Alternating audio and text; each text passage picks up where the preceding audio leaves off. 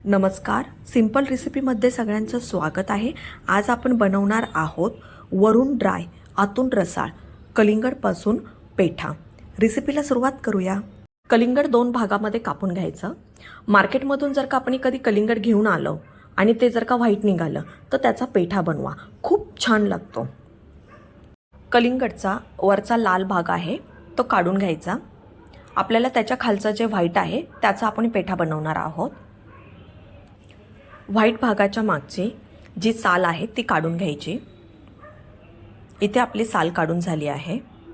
तुम्हाला ज्या शेपमध्ये पेठा हवा आहे त्या शेपमध्ये तुम्ही हा व्हाईट भाग कट करून घ्यायचा। इथे आपण स्क्वेअर आकारामध्ये कट केलेला आहे। कट केलेलं कलिंगड धुवून घ्यायचं पाण्यामध्ये।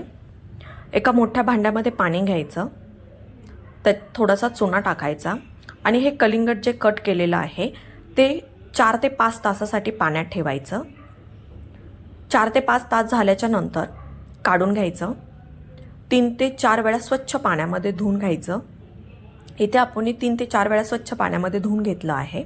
कढईमध्ये पाणी घालायचं आणि त्यामध्ये 10 मिनिटं हे कलिंगड शिजून घ्यायचं आहे।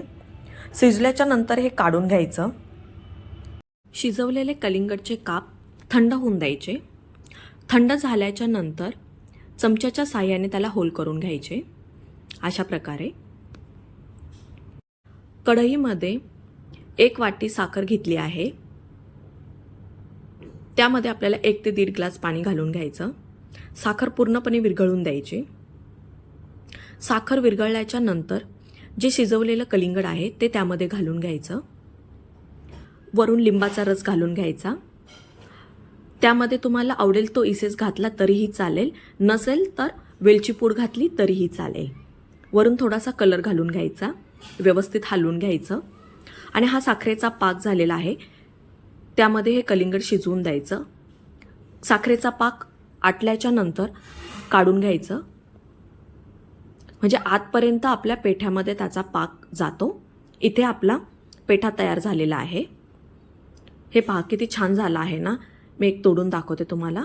पाहिलात, वरून एकदम असा ड्राय झाला आहे आणि आतून एकदम रसाळ झालेला आहे। खाण्यासाठी तर खूपच छान लागतो। एकदा नक्की तुम्ही रेसिपी करून पहा। कमेंट बॉक्समध्ये नक्की सांगा। लाईक, शेअर, सबस्क्राईब करण्यासाठी अजिबात विसरू नका।